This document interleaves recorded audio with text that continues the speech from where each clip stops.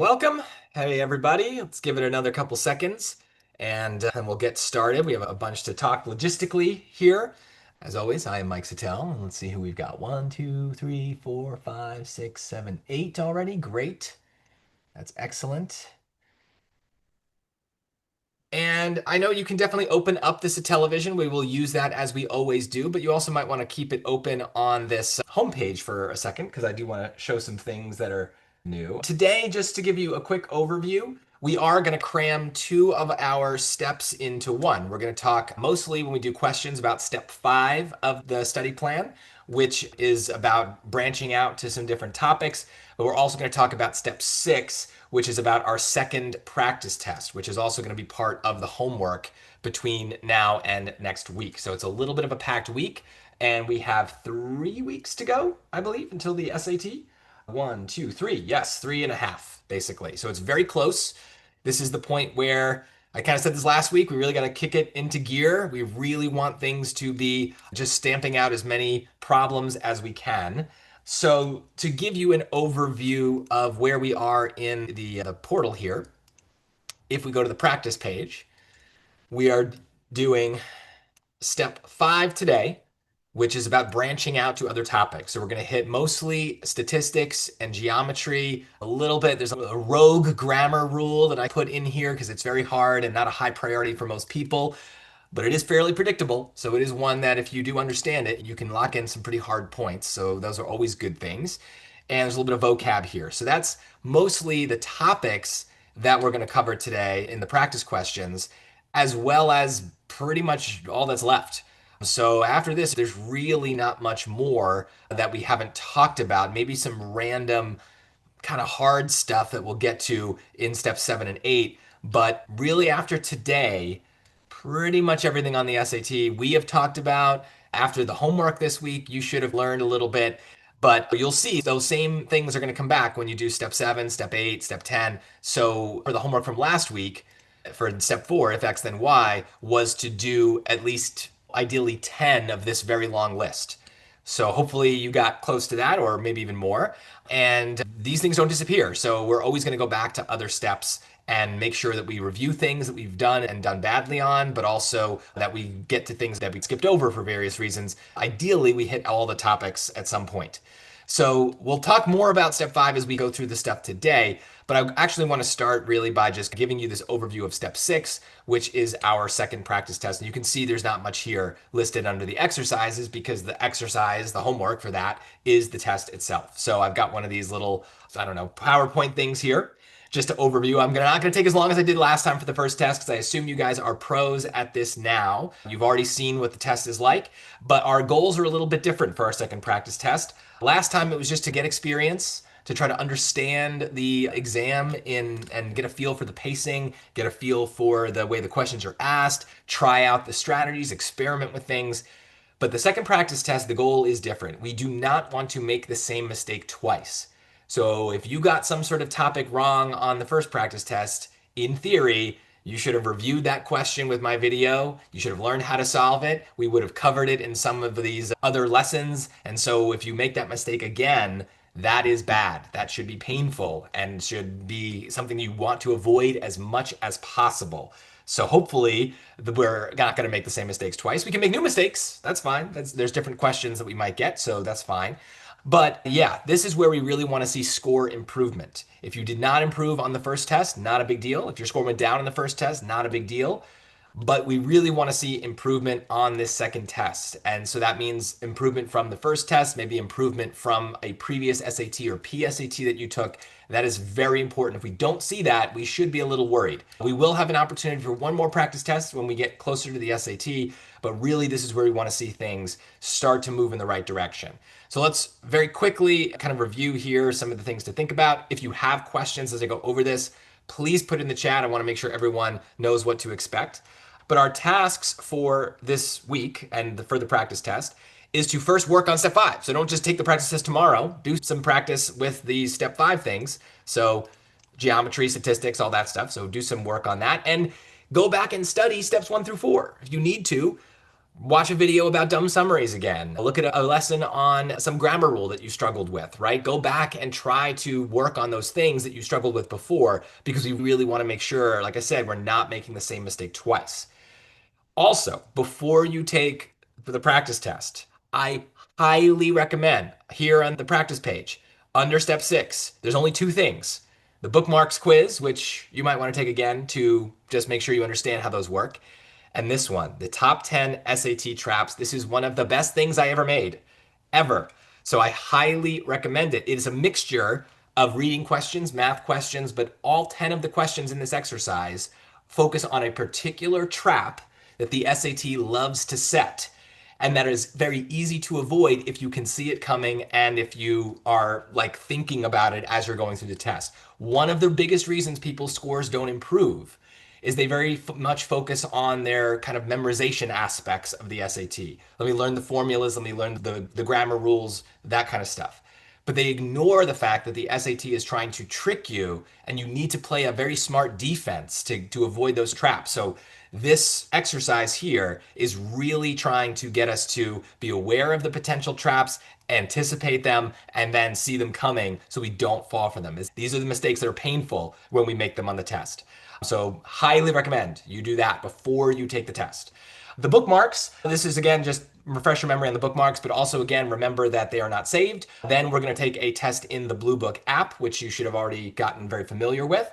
And then of course, we are also going to make sure we have a thorough review of this practice test. The review is even more important here because any mistake, you really need to figure out why you're making it. Is it some lack of knowledge? Is it some lack of strategy or a trap or carelessness or something? Anything that we can find patterns in your errors for, we want to make sure we can use that to break those patterns, break those habits, and get those points next time. There we go. It's just a quick reminder, just so it's in the video. Pacing strategy for reading. Remember, skip to question 15. Usually that's the first grammar question. Do the grammar questions first, then the transition questions come next, then the outlines are at the end of the reading modules, then go back to the beginning where you're going to have the vocab questions, and then especially if you get into the hard reading module, you will likely need to skip around the passages and find the ones that are the best targets. So hopefully you've gotten a better sense as you've practiced now which passages you feel most comfortable with. Find those, do those, get as many points as possible. If you have to make sacrifices and guess randomly on a few questions, that is fine. As you can see here, we are going to talk about sacrifices when we get to step 8. So we'll face the inevitable that we're not going to have time for everything, but now is a good time to start realizing that. So we'll have to make choices about what we spend our time on. And I would rather you spend 3 minutes guaranteeing the correct answer to a passage that you understand rather than 1 minute on 3 passages that you barely understand, rushing through them all and getting them all wrong. So lock in points. In math, things are much simpler for the pacing. Remember, the questions are ordered by difficulty. So the easy questions at the beginning, that's where you should be focusing your efforts to make sure you lock in points on questions you know you can get right. Then, especially in the hard module, when you get to question 15, you are going to start to hit hard ones, and certain things might be hard for you or hard or easy for you. So find the questions within 15 to 22 that just suit you best. So for many of you, especially after today, questions involving geometry and statistics might be better targets. Maybe you feel really confident on those topics. That's fine. For the most part, I tend to leave geometry for last because I find that there really aren't shortcuts a lot of the time. You kind of have to just do the work. Whereas sometimes with questions that involve the XY plane, we can throw it in Desmos, we can plug points into equations, we can arithmetize. So I'm always trying to seek out those kinds of questions first because they tend to be good targets. But that's just a reminder there. Remember, the bookmarks do not save in the Blue Book app, but they are very important for inputting on your score report. Use the bookmarker app in the portal. Remember, if you go to the scores page, and then you have all these things here, you can use the instructions to take a test. You can enter the practice test results when you're done. And if you did take any official exam and you haven't entered yet, feel free to enter it. But remember, the bookmarker app is built in so that way you can keep track of bookmarks and they can sync later. If you don't want to use that, then just write them on the scratch paper. But you need those bookmarks. At this point, I don't really want anyone using the strategy trainer, this training mode. You should have the strategies in your head. If you really think you need a little boost, then that's fine, but I would recommend turning it off for this test so that way you are using your memory and not getting this little boost from the hint giver, basically. So it's there, but I would say that now we want to move away from it. And which test should we take? Again, it really does not matter. Any test in the Blue Book app is good, but if you want to take one that's maybe a little bit more, I don't know, reputable, tests 4, 5, 6, or 7 are generally a little bit maybe better. Again, it's by a hair. The reason for that is that at least tests 5, 6, and 7, I believe, were tests that were given at some point as real exams before they became practice tests. So we know that they represent what the real test is going to be like. But as it says in our second little box there, any SAT test is okay. If it's in Blue Book, it's fine. So use those. It doesn't really matter. And remember, we are not reviewing the test together, so there's no reason to take a particular test. Whatever you have left is fine. And then make sure you enter it correctly in my site so you can review it correctly in my site. Cool. Procedure, all the instructions in the portal right here. Even more important than last time, make sure it feels like a real SAT. Try to find a quiet space, sit at a desk, take it in the morning. That is really important. A lot of people say they have trouble focusing on an SAT. Their biggest reason is they are not getting enough sleep and they are not taking it at a good time of day. You want to take it when your brain is fresh. So it needs to be fresh from the night before, and it needs to be fresh because you haven't been at school all day, doing a job all day, playing sports all day, whatever it may be. You want your brain when it's fresh. And this is especially important this time because we want the scores to improve. So be at your best, and your scores will be at their best as well. And like it says here at the end, fight for every point. Don't shrug off things as careless mistakes. You really want to, just one question could be 10 or 20 points. So if you make 3 careless mistakes, that could be the difference between a 670 and a 720, or a 590 and a 650. So the questions really add up fast. It's roughly 10 or 20 points a question. So it doesn't take much to move the score quite a bit. So if you catch even 2 or 3 careless mistakes, you will see improvement. You will see it. And then don't forget, enter your results in the portal after so you can see the scores in a much better way. Something like one of these. So you can go through all this. There you go. And remember, when you review it, you can watch me take the full test, but I don't think this button at the top here is very good for most people because it's going to be me taking the test for the first time, which I don't know what I'm doing either. I'm figuring out as I go. So you're much better off watching the review videos that are here. So if you open up any particular question, there should be a big red button that with the YouTube icon. So open that, watch the particular question. That way you have the best explanation possible. And I think it's on the next slide. Yes, when you review, remember, do not review the test the same day you take it. In fact, you might not even want to look at the scores the same day you take it. Just wait a day. So that way your brain doesn't get all flustered by whatever score you got. But make sure you review it again when you have a clear mind. Do not use the College Board explanations. They suck, so don't bother with them. Use mine. They have the strategies. They're better. And do not cut corners. Review everything that you got wrong, everything you bookmarked, even if you got it right. That is very important. Every one of these videos is like a miniature lesson. So it's a great way. Oop, I've got one of those extreme emergency alerts. Sorry, guys, someone is missing, but you're all here, so that's good. And so basically just make sure that you are taking advantage of these opportunities to save a few points. These are going to also review any particular topics, especially when you get to math. If you're missing a geometry question, obviously it's going to involve some sort of rule or something that you might not have known. So that's going to be helpful in understanding what you need to know next time to get that question right. And I would also say, oh, do this. So if you watch me, and I'm very slow, I'm very verbose, I know that. Remember, you can just increase the speed to whatever you want. So 1.5, 2, I'll sound like I've had a lot of caffeine, but if it means you get to get through the information twice as fast and that's more your pace, as long as you understand what I'm saying, that's fine. So this goes for the homework as well. Remember, you can adjust the speed to watch the videos faster, but the videos are very important. So don't neglect that step. And just to sum up here, again, our goal for this step is to not make the same mistake twice. You'll see in that top 10 traps exercise that there are certain mistakes that are very bad. I will say as much in the videos for those things, so hopefully we're not going to fall into those. But yes, our highest priority here is to improve the scores. You should go into the test a little bit nervous. That's a good thing. You might be nervous for the real test, so it's good to get used to that for this test as well. Make the practice tests feel like the real test, and then when you get to the real test, you'll know what to expect. Our low priority here is experience because we should have enough experience with the SAT that we don't need more, right? We're just trying to find the best process for solving the questions. We aren't looking to just learn new things through the test. The practice test is testing how much we've learned. It is not anymore a learning opportunity. So hopefully that's why the scores are good, is that you have learned plenty. Any questions on any of this? I know this is quite a bit here. And there we go. Oop, get rid of that, get rid of that. And let's make this bigger. Okay, so I want to add another thing here. Yep.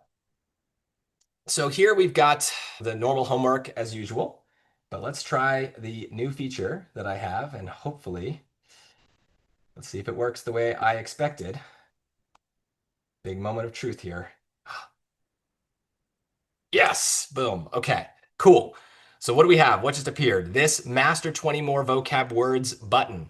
So this is a new feature that I have. You might have seen that in the practice section, there are different vocab sets that you can do. There are different quizzes you can take on vocab. Those are all going to live there. They're not going away. But I added a new feature because I don't love the way that those vocab flashcards are going to work.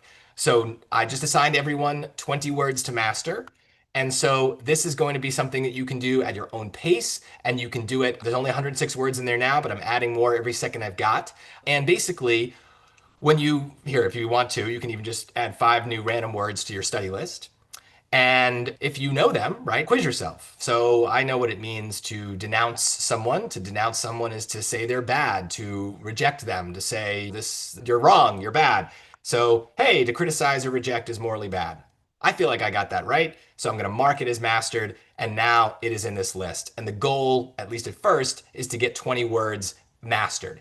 And so feel free to go beyond that, but this is a great way to monitor your vocabulary. We are at the point where we're trying to branch out to new things. Vocabulary is not a high priority to study for the SAT.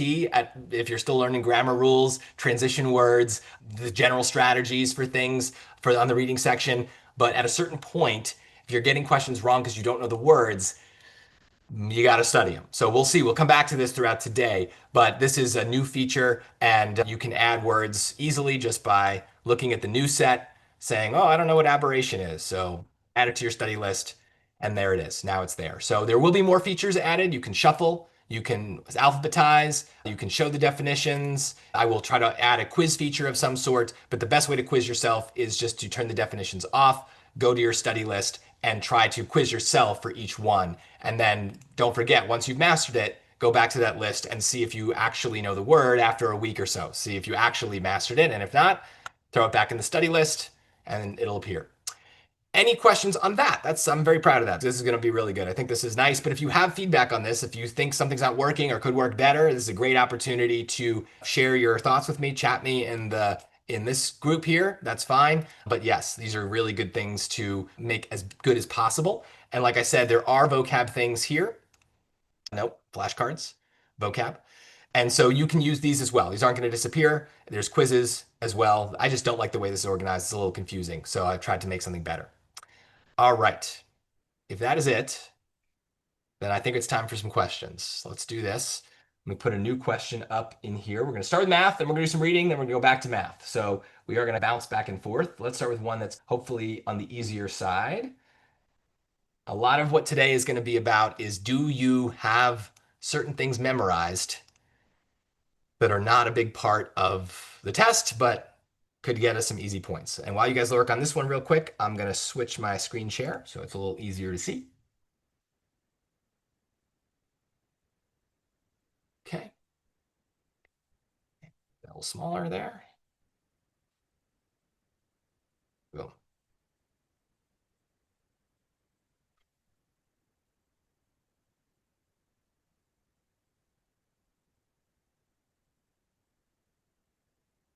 And I would say what's helpful here as you go through something like this is just also start thinking about the traps, right? What are they hoping you mess up, right? That's a good way to think of it too.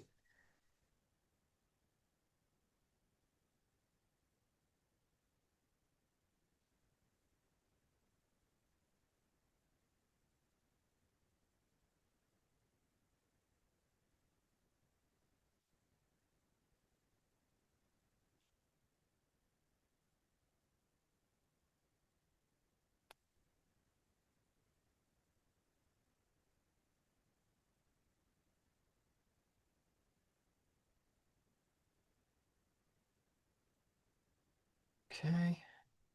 Now, obviously, we don't know what median means. We're in some trouble here. And the short definition, right, is median is the middle number. So hopefully we understand that there's a little bit more to it than that, but it does matter. If you have trouble remembering median, remember if you're starting to drive, right, you have these little things in the center of the road here in LA. They have little palm trees on them sometimes. So you're going this way, you're going this way. This thing right here, middle of the road, made of concrete, can't drive over it. That's the median, right? Middle.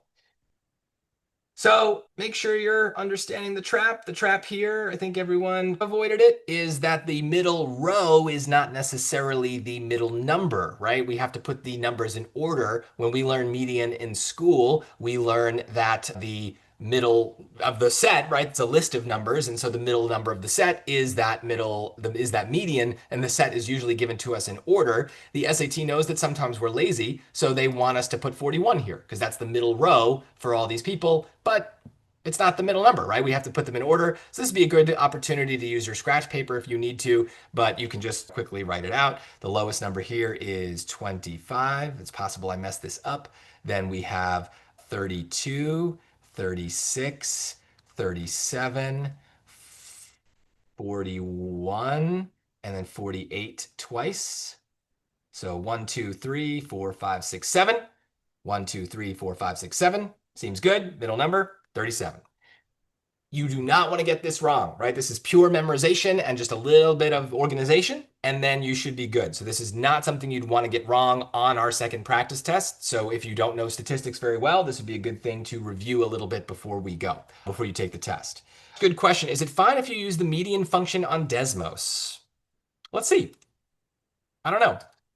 So you're doing median, you can type it in, and you're going to type the set, right? So we're going to get 36, 48, 25, 41, 37, 48, 32. Hey, there you go. So I have no problem with that, right? So that's pretty cool because that way it doesn't need to be put in order by you. So if you, for some reason, can't put 7 numbers in a row confidently, then the Desmos can do it for you.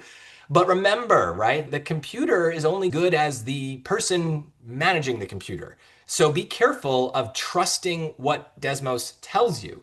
If you tell it bad information, it's going to give you bad information out.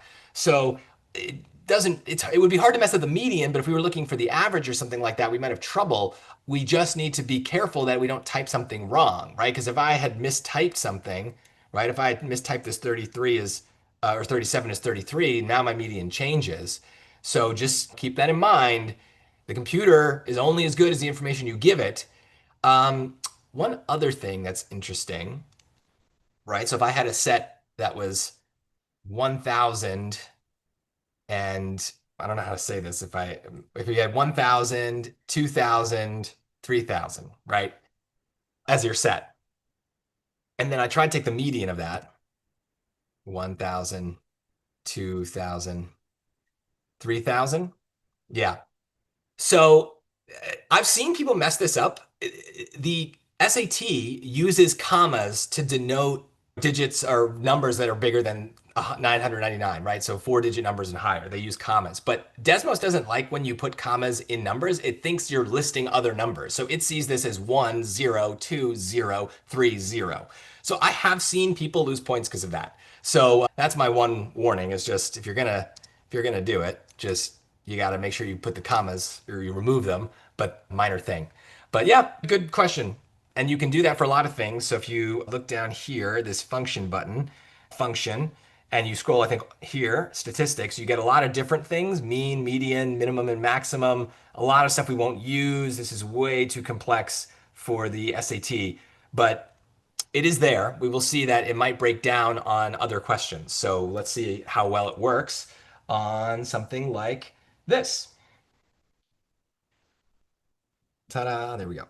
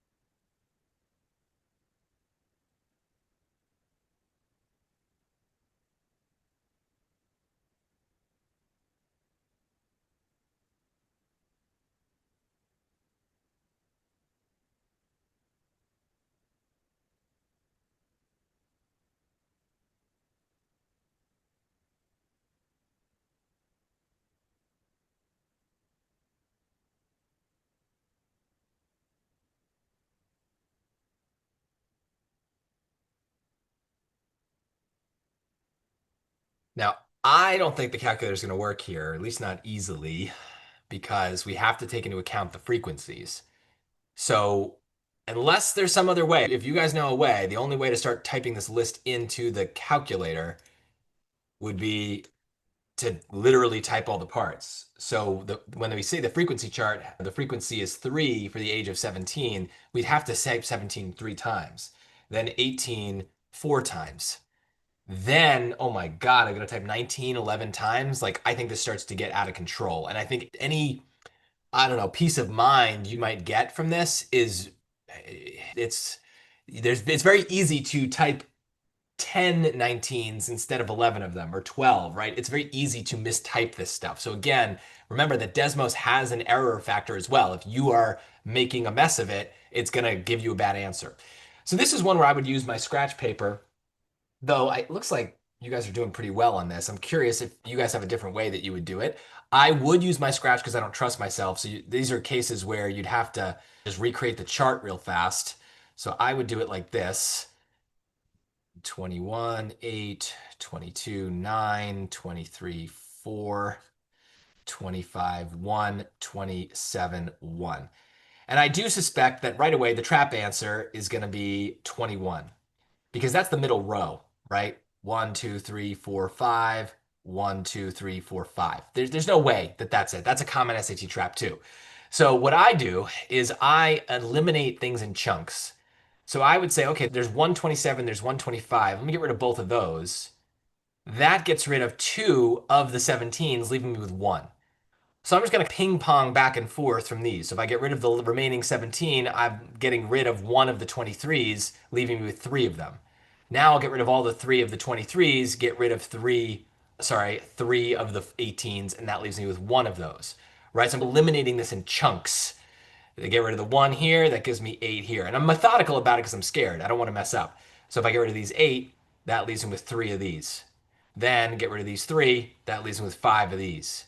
Then I get rid of these five, and that leaves me with two 20s. There's nothing else left. So yes, 20 is the answer here. There are ways to do this where we count up the frequencies, right? We could add up 3, 4, 11, 7, 8, 9, 4, 1, and 1. I don't know what that number is off the top of my head, but you could add that up and then figure out what the middle number would be from a set of all of those things. So if someone has that number, feel free to share it if that's especially if that's what you did. I don't like that way because it confuses me when it's like an odd numbered set versus an even numbered set. I just find that a little hard for my brain to think about, but if it's fine for you, it's good. On to the rescue here with 48, I believe you. So that's an even numbered set, meaning it reflects what I found here. There's kind of two numbers in the middle. And in this case, and in most cases in the SAT, those two numbers are going to be the same number. So we don't have to really do anything. 20 is the median. But let's say the two numbers were 20 and 21. Then we'd have to take the average of those. So that would be 20 plus 21 divided by 2, which is 20.5. So if there are two numbers in the middle, it's the average of those two that you have to do. So that's a little annoying. But the frequency charts are a great place where they try to mess us up. They know that we don't think about these very well, so they're going to try to mess with you. My advice is just take it slow and see what you get. However, this would be a question where we have a frequency chart and they're asking, come on, there we go. And they're asking about it, but I would want you guys to be able to answer this question without calculating anything, just understanding the concepts. So hopefully we know all these definitions. If not, I will explain them. But this would not be a question where I would want you wasting time calculating things. That goes against my normal advice, where we don't want to think about math, we want to do math. But here, doing the math is very long. So we're going to make an exception and try to think about it.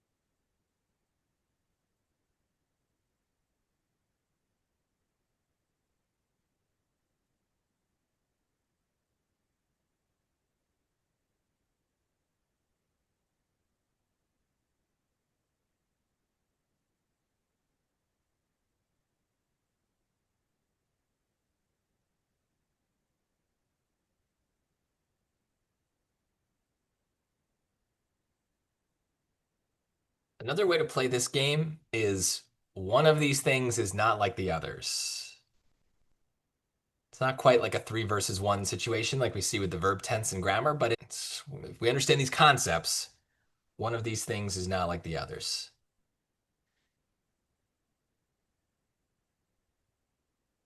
And a lot of you already have answers, so that's excellent. This is one you'd want to be as quick as you guys are. If you don't have an answer yet, I'm going to help you out a little bit. Mean is average. Mode is most common, the most common number in the set. So just remember most mode helps. And the range, that's a measurement of the spread of the data. That's the maximum number minus the minimum number.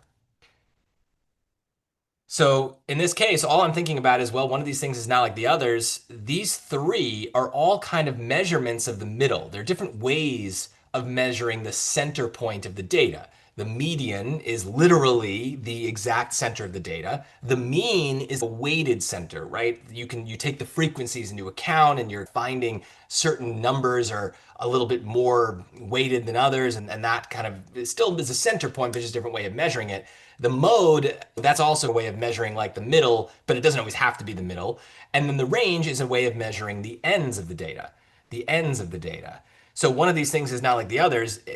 Range is different, but also let's think about what's happening, right? If the employee who took 23 sick days were removed, then what's going to change the most? Well, we're removing this random person who's all the way out on as an outlier, right? Like, I mean, look at that. So yes, the median might change. I doubt it. The mode will not. The mode here is 4 because the most frequent, the most common number in this set with 18 total people is 4. So the mode here is 4. The median is somewhere in the middle, and the mean is probably somewhere around 4 as well, just based on the way this thing goes. The average will absolutely be affected by this one person if we removed them because they're so sick they're really affecting this whole thing. But if we think about the range, right, it goes from 23 minus 0, which is 23, to 6 minus 0, right? The maximum number of 6 days is 23, but if we go all the way down to 6, that's a huge change. There's no way that with all the other people on this list,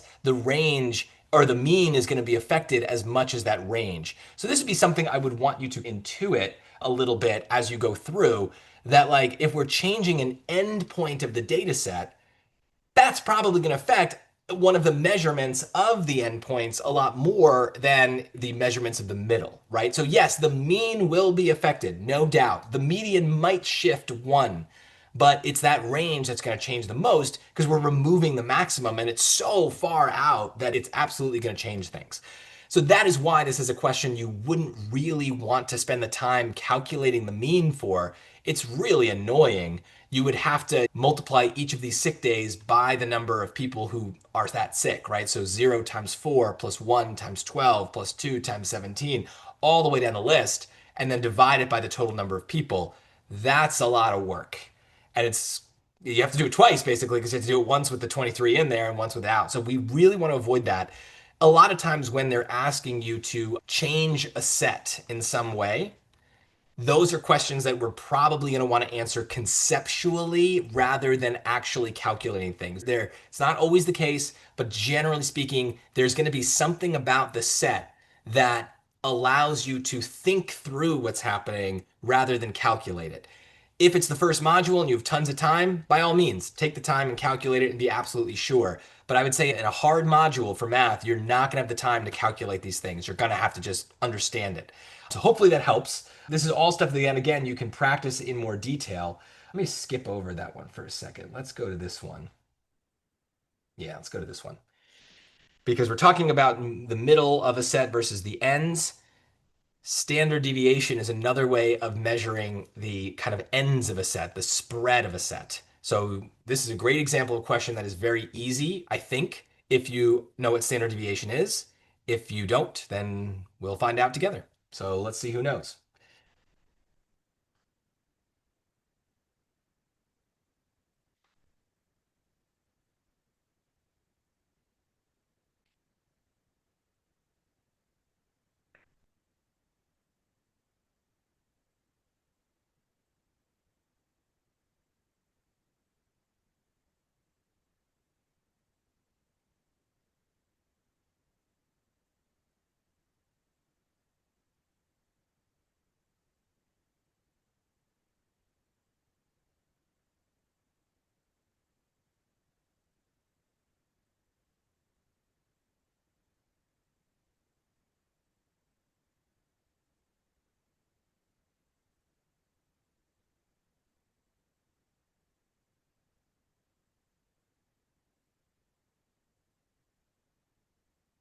Yeah, seeing some bookmarks. That's fine. I'm gonna only give you a couple more seconds for this one before I reveal it because it is either you know it or you don't. But that's okay.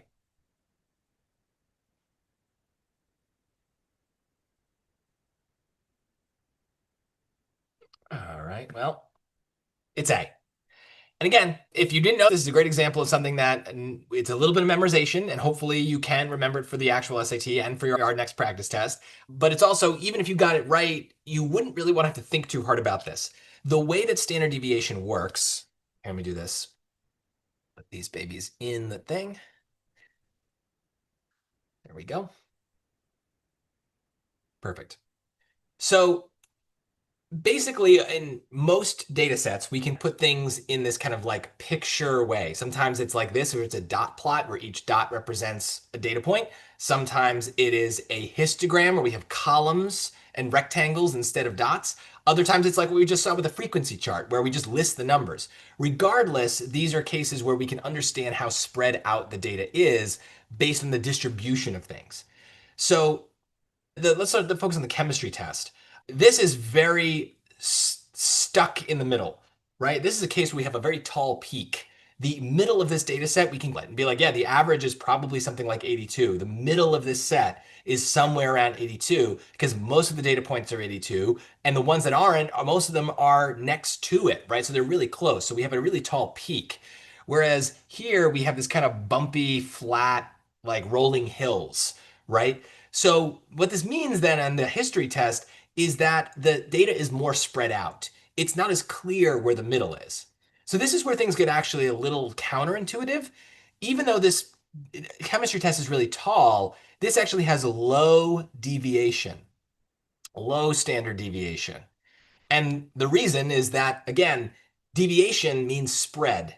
If you deviate from something, you move away from the middle, right? You deviate off a path in the woods. You're off-roading, you're off in the trees. So this has very low deviation. Most of the points are following this path in the middle, and we can see that with a tall peak. Whereas here we have very high deviation because most of the points are wandering away from the middle. We could still guess the middle is something like 90. It's harder to know, and we might need to do the calculation to know for sure. And even still, even if that is the middle, there's a lot of 96s. There's those 82, 84s. Things are more spread out. So to be sure, there's still outliers for the chemistry test, but it's fine. Most of the points are in that middle. And I recommend trying to think of sets this way. On the SAT, you will never need to calculate standard deviation. It is possible to do it, which is why something like choice D is wrong. The only reason we wouldn't be able to calculate it is if we didn't know the data points themselves. The way to calculate actual standard deviation is you find the distance of every single point from the average for the data set, and then you average all that. And again, you don't need to do that for the SAT, they'll never ask it. So if you don't have the data points, you can't find the standard deviation. But we should have the data points. And in every case, really, on the SAT, they're going to do this kind of comparative thing where they ask us to compare two things that have very clearly different standard deviations. That's fine. It's not like we have to calculate it to actually know the difference. It should be very visual like this. So hopefully, if you didn't know standard deviation or you were iffy on it, now you've got it down. This would fit in that category of things you really do not want to get wrong on this next practice test because it is a simple memorization. If you got this wrong on test one, not a big deal. We hadn't done statistics. It's an obscure rule. It doesn't come up on every SAT, but it's a minimal amount of work can lock in these points. And so this might be something that shows up on question number 7, right? Not a hard question, but hard if we don't know the fact. So hopefully now we know the fact. All right, I don't want to spend too much time on this. Let's move on to, I'm going to skip this one. Let's do this. Let's do another trap things. We're trying to avoid traps. Okay. I will tell you there's no trap on this one, but I'm setting you up for a trap on the next one. So try to answer this as fast as you can.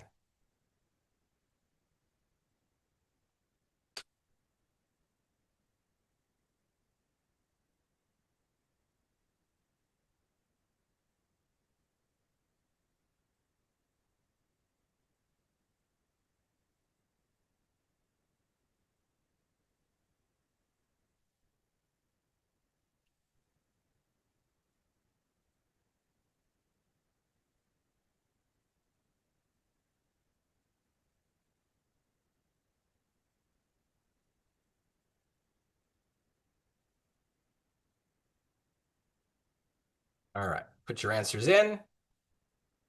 Probability, whether they ask of it for it as a percentage or a decimal or a fraction, is going to be answered the same way. We'll start with the fraction. It's going to be the total outcomes that we have divided into the total we want. So the top of the fraction is always what we want. The bottom is always the total number of outcomes. This is saying that we want the shirts that are small and blue. So small and blue is 6. And just out of how many shirts? 100, right? So we shouldn't even have to do any math there. 6 out of 100 is 6%. So there we go. That's it. That's the whole question. This is a probability question. This is what I would call a basic probability question. And on an actual SAT, we might know that it's basic based on the question number. It wouldn't be question 48 like I have it here. It would be something like question 3, okay?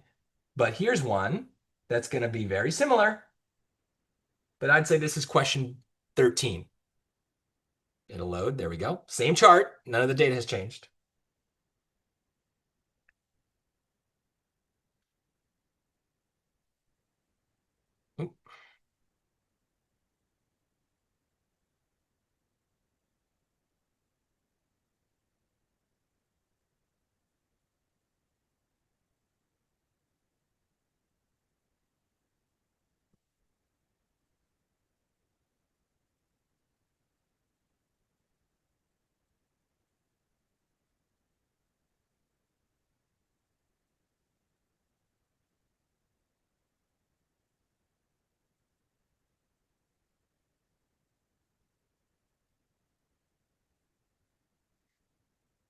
You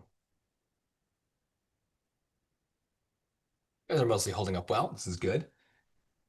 Again, if this were number 13, right, I would hope that you would sense like, oh, this is a little harder. I got to be careful. And a lot of probability questions are about reading things carefully. So, what fraction of the red shirts are medium sized? Well, the word of in probability questions is telling us usually the total. Now, I know it says total in this column, in this row, and the total says 100, but that is not the total that this question is interested in. Okay. What fraction of the red shirts are medium size? They're saying what fraction of the red shirts. We're only interested in red shirts. So we need the total to be 32. They're limiting the probability. This is called conditional probability. They're putting a limit, a condition on what the amount is. Now, the top part, the numerator of the fraction, most people are going to get right no matter how difficult the question is. That's usually pretty easy because they want medium-sized red shirts. That's going to be 18. And then 18 out of 32, you could use the calculator if you want, but both of those are divisible by 2. So 9 out of 16 is our answer here. So this is sneaky. They will do this. And start to think about that as you take your second practice test is the math section is organized by difficulty. So they're strongly hinting to you by the question number where traps are going to be. So there's 22 questions in a math section. I say 15 to 22. That's always, even in the first module, where you really need to watch out for traps. That's always going to be the hard ones. Somewhere between like, I don't know, 7 and 14 for the hard module. Also, be careful of traps, be careful of twists. They're gonna do something weird. Maybe it's going to be obvious to you, but be on the lookout and see and make sure you're reading instructions carefully. It might be as simple as them asking for a limited probability. It's the same thing that might show up in an easy question, but with one little extra step. But even in the hard module, you should expect questions like 1 through 5, 1 through 6 to be fairly easy. So that is a place where you probably don't need to worry about traps as much, even in the hard module. So let the question number help you deal with nervousness, deal with your carelessness, and all those things. Based on the question number, you should be at different levels of alertness for all those things. I definitely do that. If I get a something that I know is a hard question, and I get a very easy answer, I'm very skeptical. I'm like, oh, maybe I did something wrong. Maybe I missed some information. Cool. This is one of my favorites. This next one.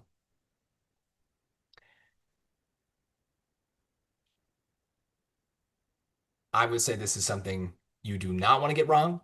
You do not want to stumble on. You want to be confident. If you think you know how to solve it in a very good way, feel free to chat that to me.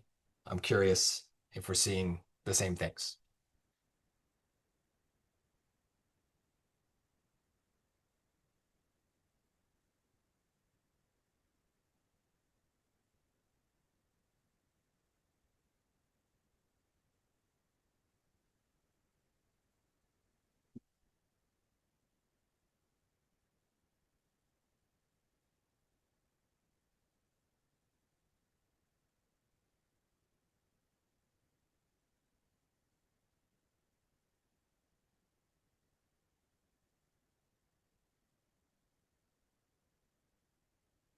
I would guess this would be like number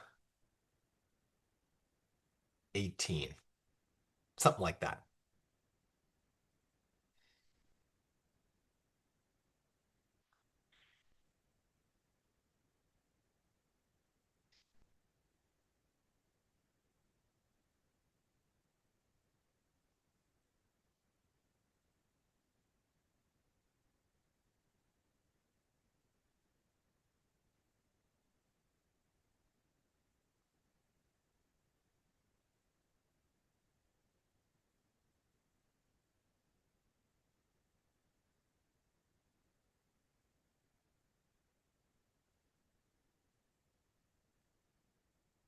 Seeing people changing answers. That might be a good sign. That means you've got a hunch, but you're taking the time to work through it, to prove it. This is absolutely a case where if you have a hunch, do not trust it, prove it.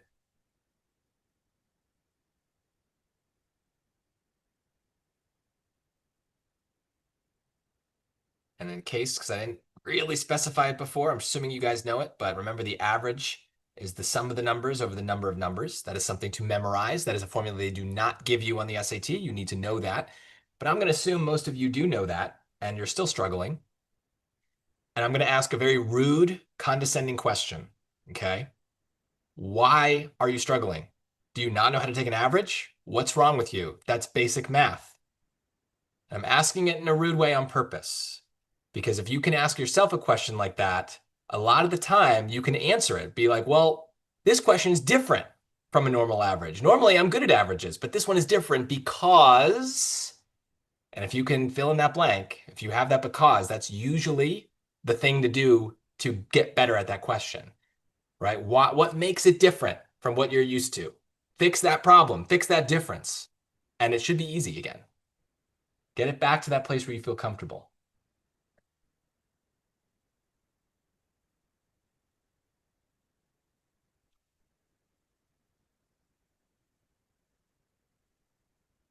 All right, I'm going to start solving.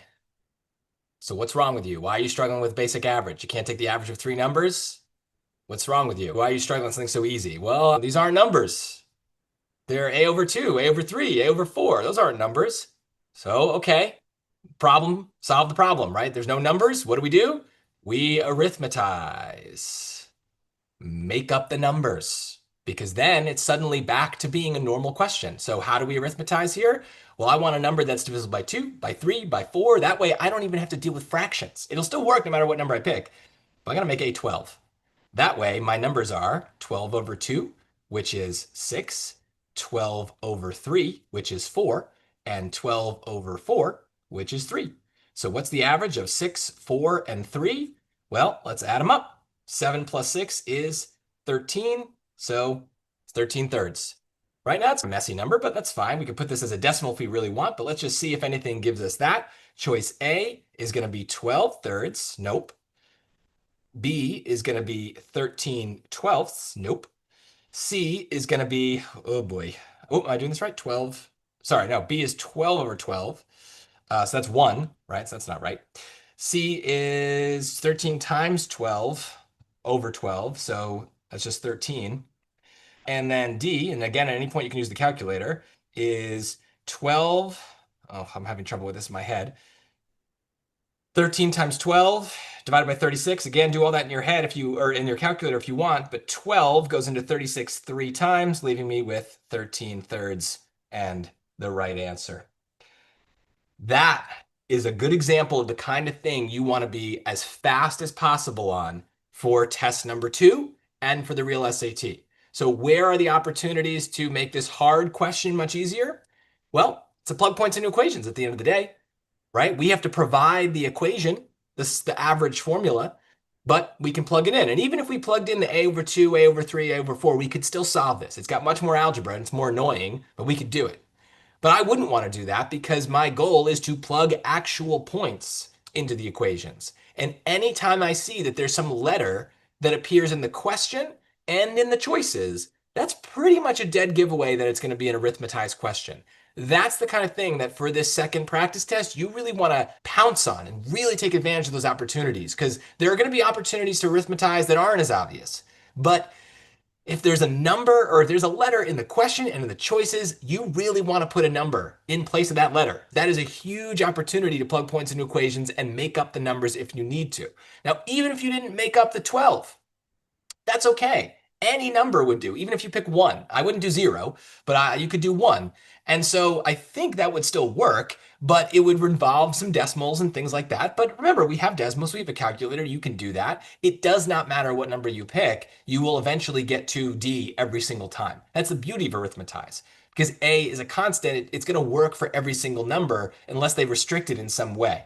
But take advantage of those opportunities. And like I said, the strategy really comes down to asking yourself those rude questions of like, what's wrong with me? Why am I such an idiot? I know how to take an average. Why can't I do this? It's the average of three numbers. I've been doing that since I was 8, right? You know how to do that.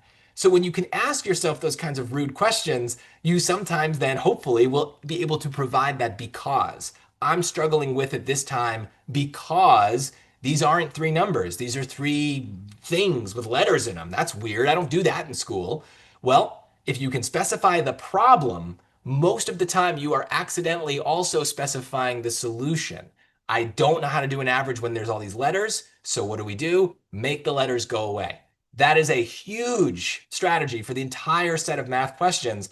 And it just goes to show that even though it's statistics, a topic that's weird and on its own and does involve a lot of memorization, there are still going to be opportunities to use the strategies. And so take advantage of all those opportunities. Cool. Any questions on that? This is a great question. If you're getting this right confidently, using that strategy confidently, you are in really good shape. So if you did do that, great. Before we go on to the next thing, we're going to do some vocab next, but just to drill home this statistics thing, there are, if we go to our study plan here and do branch out, there are some statistics things here. So we have probability is there. That's a statistics idea, but that's pretty much the only one where I've made a set.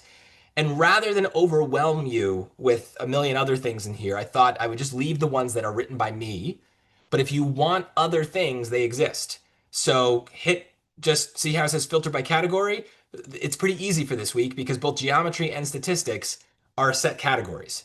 So you will see lots of things in here. You will see some margin of error stuff. We haven't talked about that, but I'll leave that to you. That's here on, this is from the question bank. Probability is there. There's some other probability mixes of questions. Those are pretty good. You can probably save the things that are twists. You could do that maybe for when we get to the 7 and 8 steps. That's fine. But these are great ways to just get some of the basics down using the College Board's question bank questions. And so that's an easy way to get that. And geometry also similarly has this tab where you can just do a bunch of mixed geometry things. So if you want more practice with that's there, you can also look at the videos for these things. So even without doing questions, these videos are really good. I've got a lot of geometry lessons that are great. I've got a lot of statistics lessons that are great. I haven't had the time to make all of the practice sets for them, but I'll try to add as much as I can. But at least you can learn the topic. So margin of error right there. Perfect. Cool. Moving back to these questions here. Let's do a little vocab. And we'll go to geometry at the end. Here we go.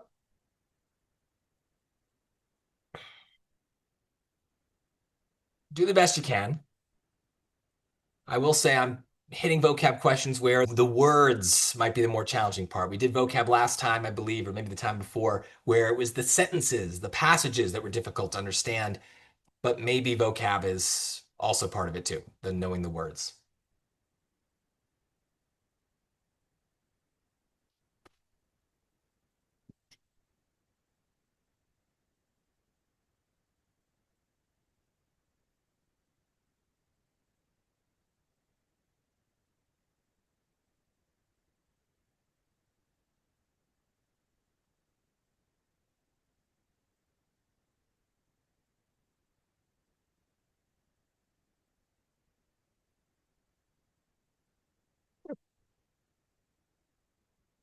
And I see some of you did bookmark. I am curious. Feel free to bookmark it if the answer you're picking is not a word you could define.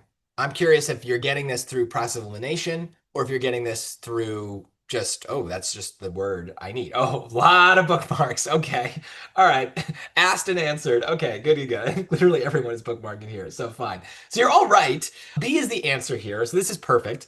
So the just to talk strategy a second, the passage is very clear what we want, right? So this marine biologist studying these things, but her colleagues in terrestrial ecology often blank her research. This you need to recognize as a clear definition of that blank, right? This kind of ing thing. They're clearly just adding on extra information, defining the blank. So something that's dismissive is what we're looking for. So that would be my like dumb summary here. So they often dismiss her research, right? Don't be clever, just be lazy. We can steal the word. So they dismiss her research. So corroborate means to support with evidence. So that's the wrong connotation. Maybe we got it from that. Maybe if we didn't know the word disparage, we knew we've heard it somewhere before, we have a sense of the word, we know it's negative, that might be enough to get it. That's okay. To disparage means to put down. Another kind of vocabulary word that fits there is belittle. Belittle is a good word. So it does mean to dismiss something, to say that it's not important and maybe to insult it. Synthesize just means to combine. So that doesn't really make any sense here. I would just say that's a neutral word anyway. But yeah, it just didn't really make sense. And then D, venerate, also a difficult word, but again, maybe you've heard it somewhere, you have a sense. I don't know why I wrote it. It's positive. To venerate is to praise something, to honor it, to worship it in some way. So yeah, we do need to know words. Ideally, you will know the definitions of words and you can recite a quick definition for most words that you would see on the SAT. There are going to be cases, though, like this one, where maybe you have a vague sense of the word. And that's the thing is you guys, you all speak English. You encounter words in all sorts of places. You see them when you study words just directly, but also when you watch television, when you hear conversations, anything like that is going to be places where you're in some way absorbing words at a certain point for a question, you might need to trust that instinct of like, okay, I don't know what this word means, but I have a vague feeling about it. It's not ideal, but those are cases where fine, bookmark the question so that you review it and learn the word as part of your practice test review, but it's better than nothing. And I do have to say, remember, the vocab fairy is not going to come down in the middle of the SAT and tell you the definitions of these words, whispering it in your ear.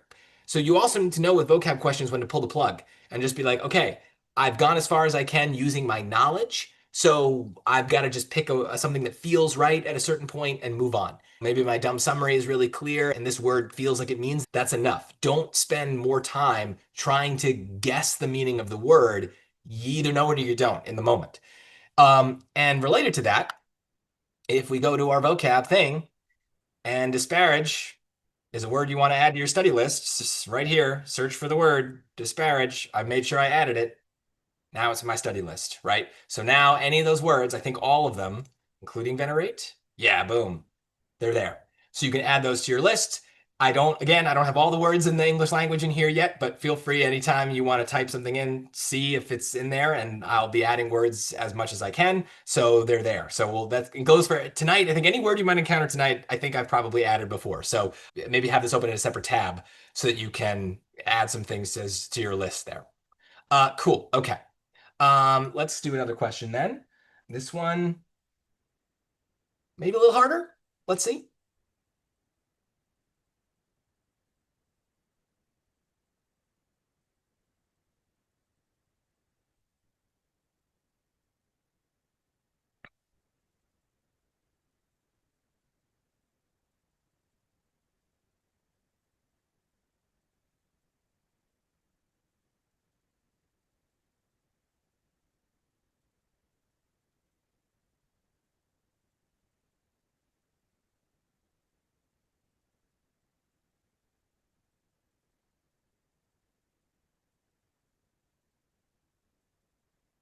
Same rule applies if you feel like you don't know for sure what the definition is, just give it a bookmark, even if you feel sure it's the answer. I'm just curious.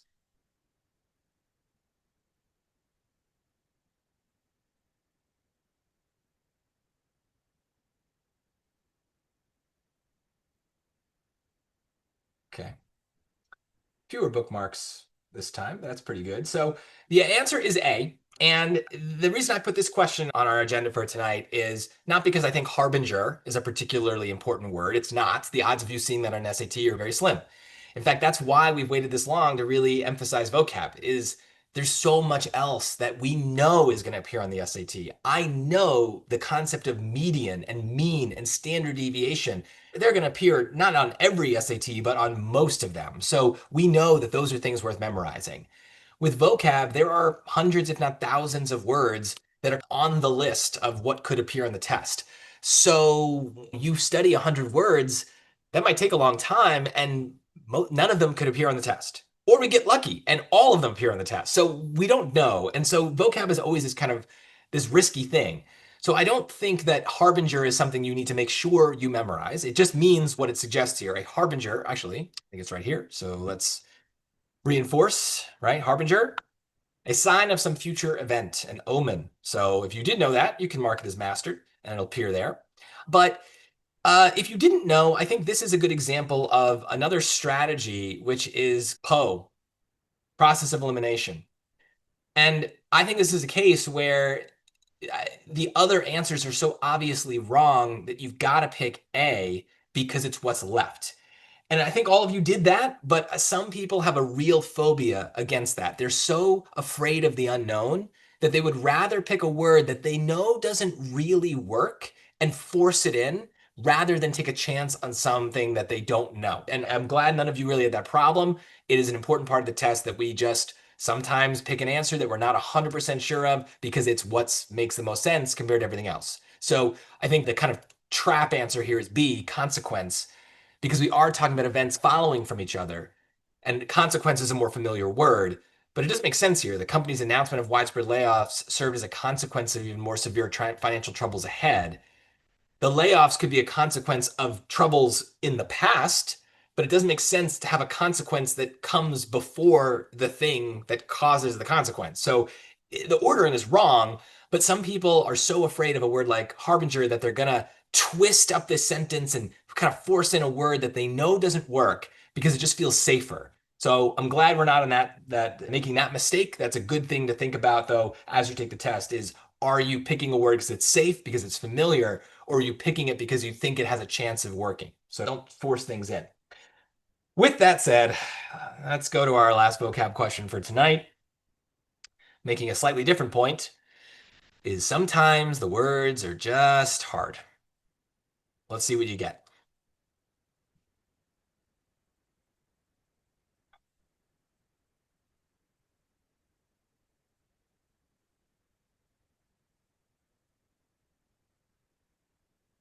And if you feel like you pick an answer and you don't know some of these words, go to that vocab tab and add them to your list.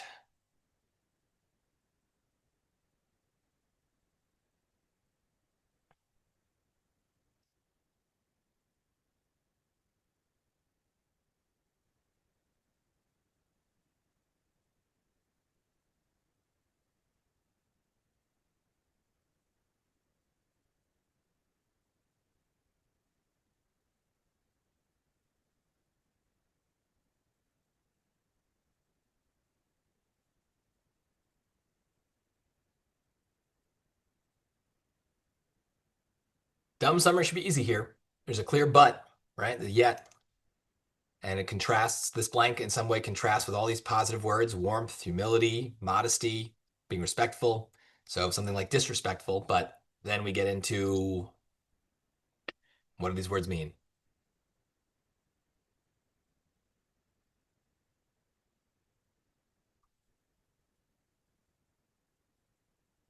And if you don't know, remember, admit when you're out of options. Admit when you've hit a wall and make a choice.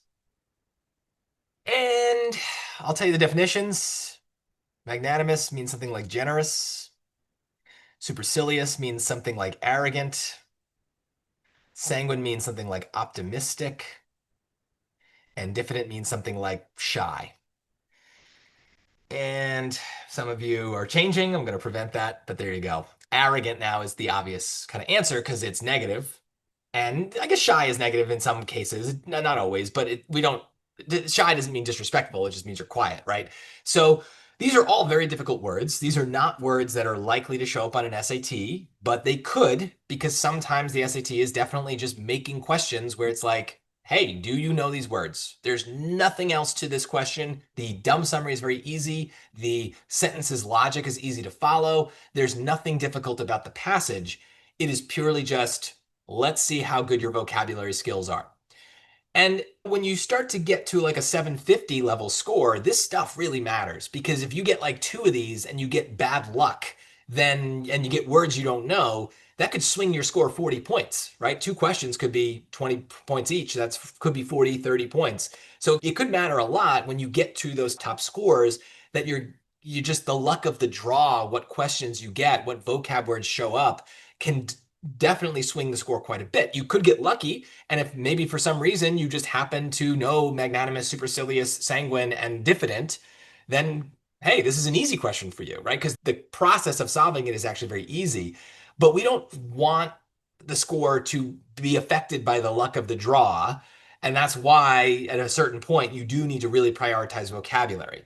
But if you're scoring like a 600, whatever. There's other things you can do. You should be nailing down the grammar rules first because we know that there are like 15 grammar rules and they're all going to show up on the SAT. So memorize those. Get really comfortable with what a semicolon does, what a colon does, all those things. Make sure that you're learning the transition words because those we know is a limited list as well. And most of them we will see on the SAT. So there are other things to prioritize. But when you get to that top level, and this starts to be the thing where like you notice that one test feels easier or harder than another. It might be because of the luck of the draw, and you want to minimize the chance that luck impacts your score. So that's when it's time to roll up your sleeves and do the vocab. So it's not fun, but sometimes it's necessary. Cool. All right, let's move on and finish up here with a little geometry. Let's do a couple quick questions. I want to hit some topics that I think are just really important, and then we'll do one or two hard ones to close out. Geometry is another one of those places where people hate it because they had a bad experience in school. Luckily, there's only like 5 or 6 geometry questions on the test. Many of them will be easy, but it's not a priority for a lot of people. But at this point, you really don't want to get something wrong like this, where a few rules can save you. Give it a shot. I'm going to put it on the scratch paper here.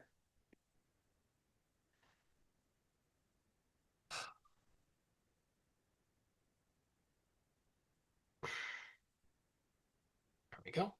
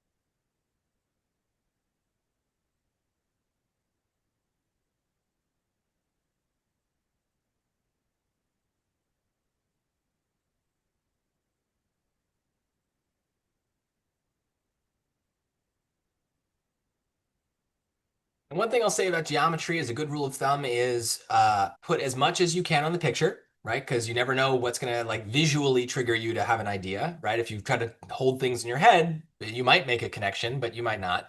But also with geometry is they very rarely give us information we don't use.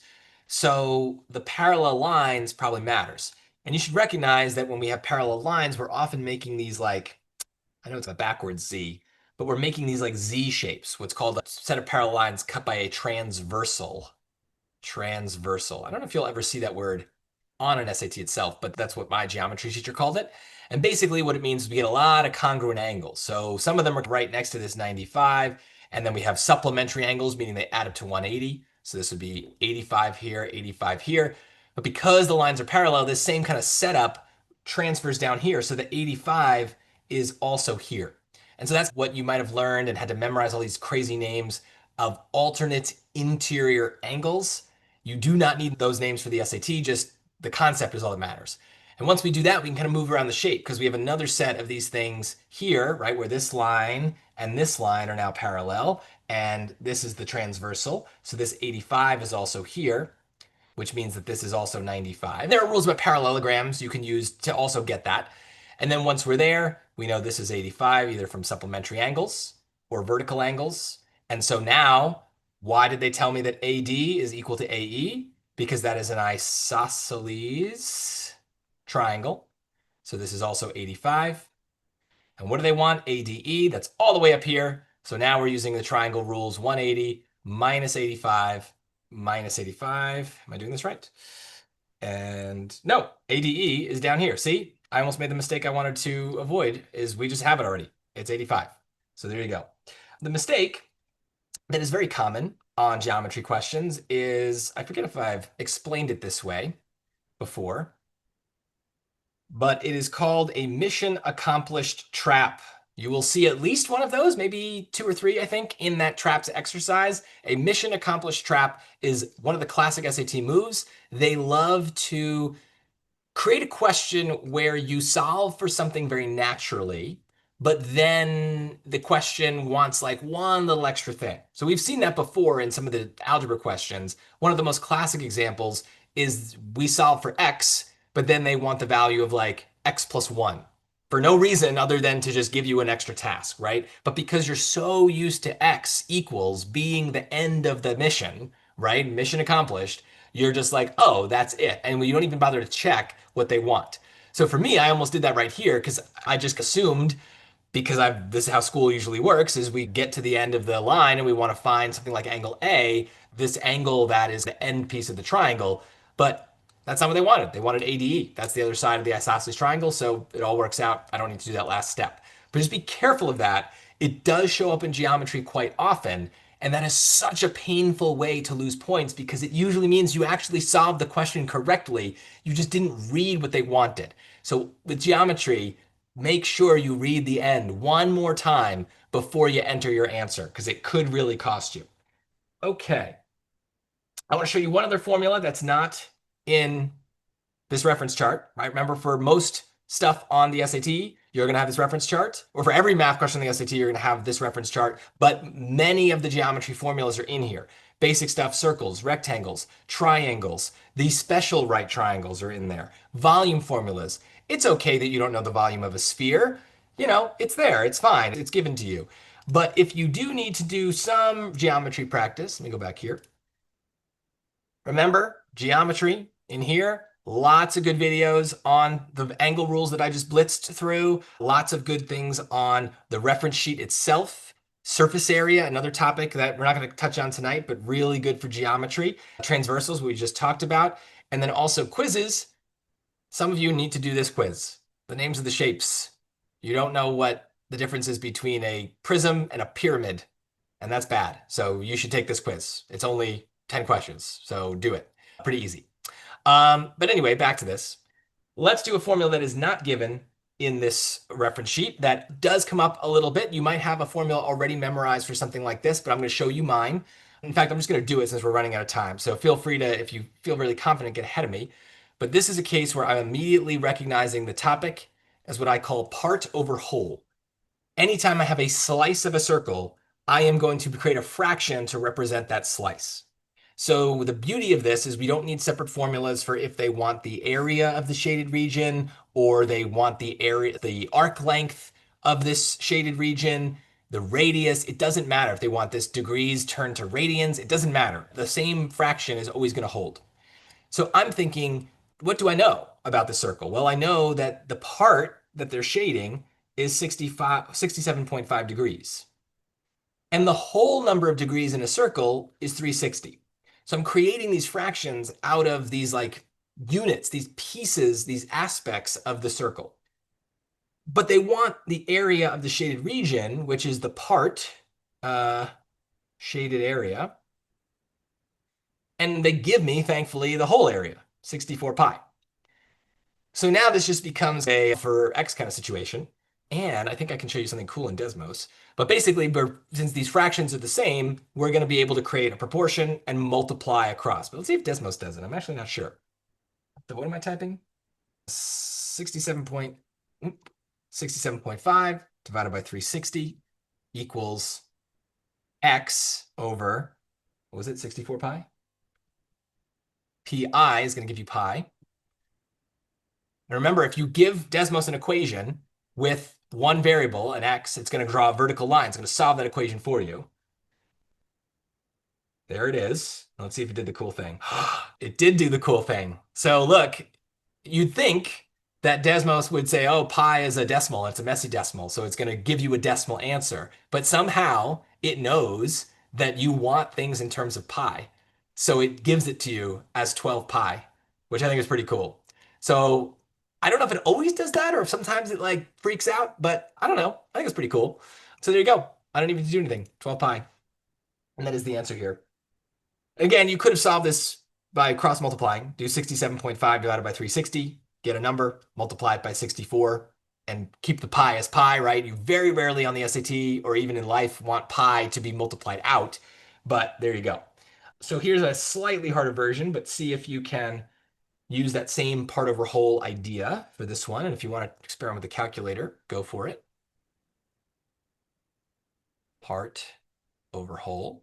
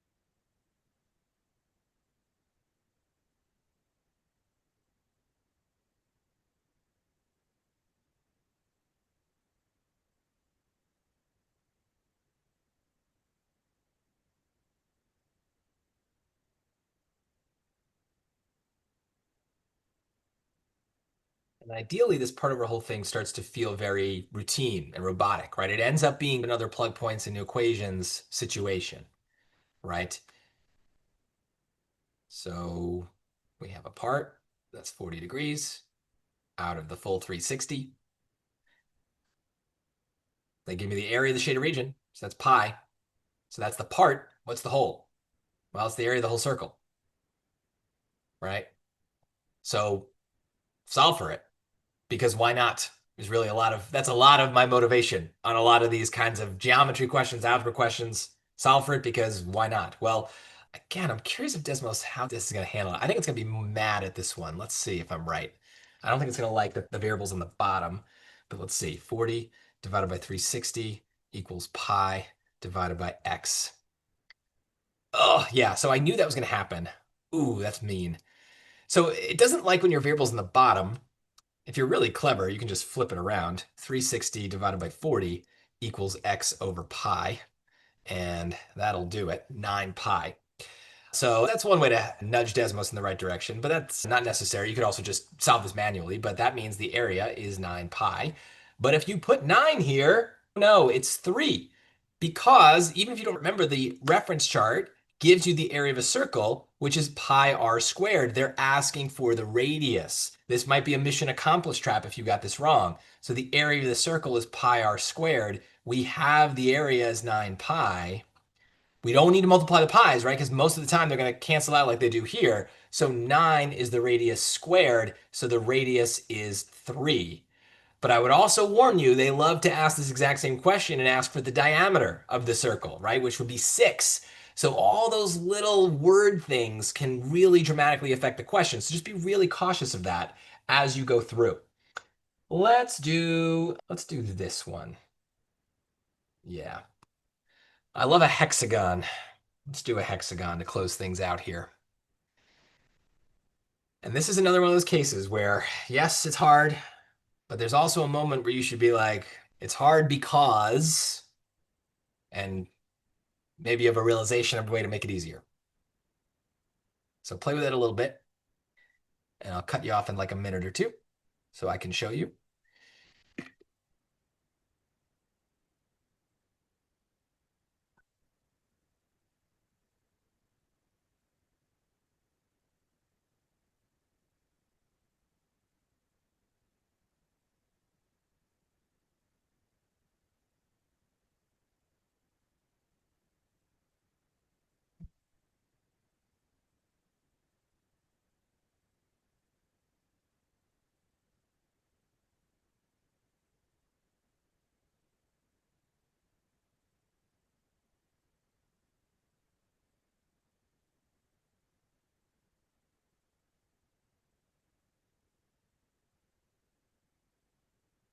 I remember what I said about hard questions having easy answers.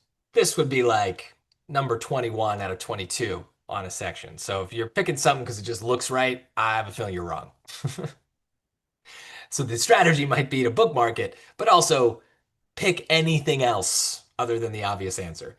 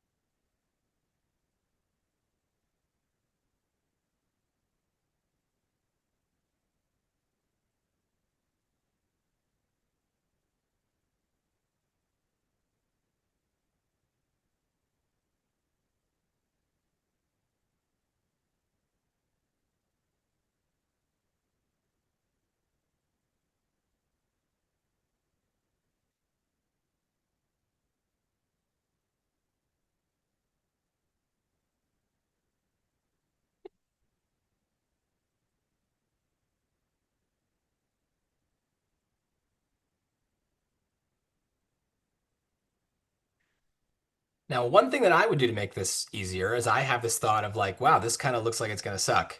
It's got this A, look at these answer choices, these are crazy. But I see this as like, well, the A doesn't matter, right? So this is similar as that average problem. The A doesn't matter. Let me just make it two. And why two? Why not one? Well, I see them dividing by two in lots of places. So my laziness kind of kicks in and I'm like, I don't want a fraction if I can avoid it. So give myself a dimension. I don't want to do a geometry question where I don't have a dimension. They're deliberately leaving it out, which makes it harder as is. From there, I'll give you the quick version because I know it's already 6:30. There is a formula we can use, but basically another good rule of thumb for any sort of situation with a any geometry question, I guess, is to make triangles. Triangles are nice. They have set properties. Plus, I see these root threes here. And so, where else do I see a root 3?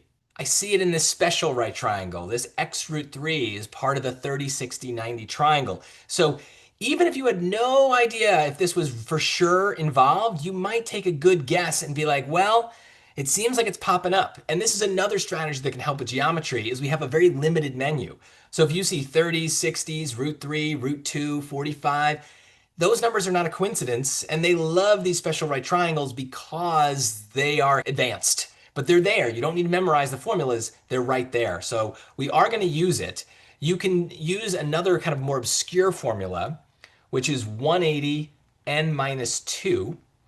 This gives you the exterior angle or the total angle measurement for these, sorry, interior angles for any shape where n is the number of sides. There are other ways to get this. I'm just giving you ones that give you lots of new information. So 186 minus 2, 180 times 4 is getting too tired to do that. 180 times 4 is 720. So there's 720 degrees in all these angles, A, B, C, D, E, F. But if we take that and divide by 6, we get, I believe, 120. We do indeed.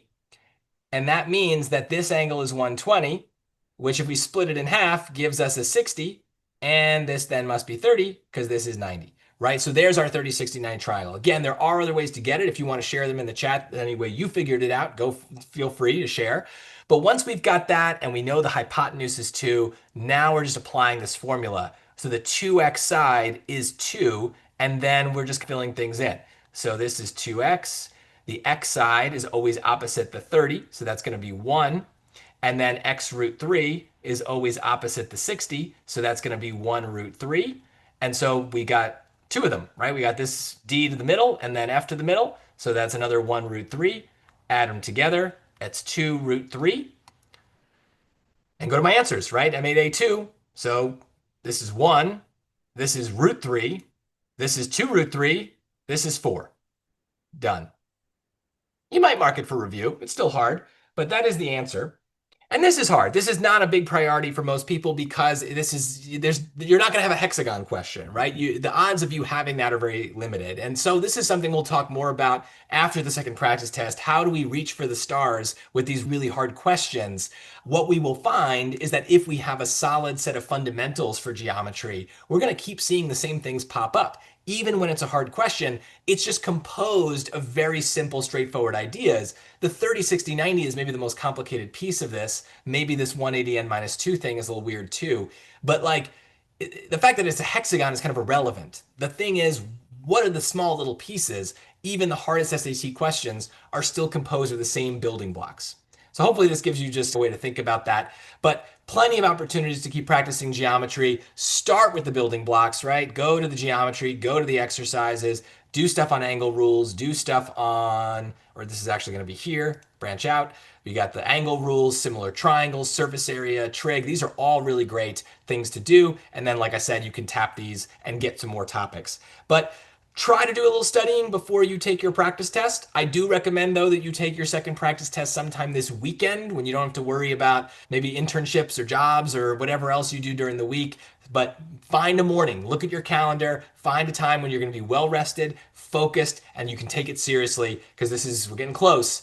We want this to feel like a dress rehearsal for the real test. So get in that mind space and it'll help you get prepared for the real test. Hopefully you learned a lot today, but if you have extra questions, feel free to stick around for a second and ask them. Otherwise, you're free to go and start learning geometry, statistics, vocab, and preparing for that second practice test. Good luck on it, guys.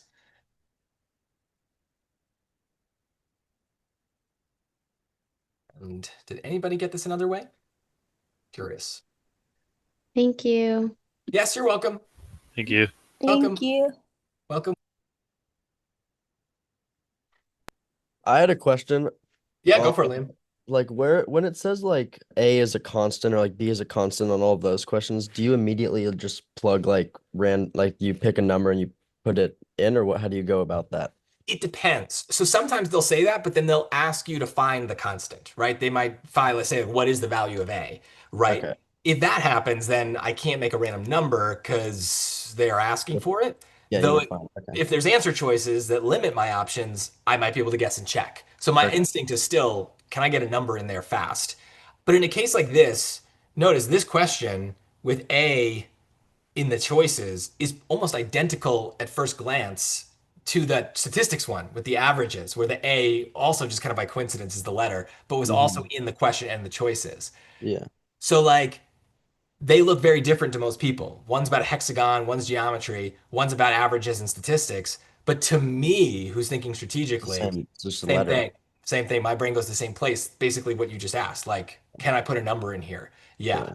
I would also say if you think you might be able to, but you're not sure, take a chance on it and see what happens. Like, Okay. I think you'll figure out the moments where it doesn't work by trying and failing rather than worrying about it and never trying. It's better to let it fail a couple times and you'll get a sense of the pattern. Okay, yeah, that makes sense. Cool. Good question. Yeah. Good question. Thank you. Yep, no problem. No problem.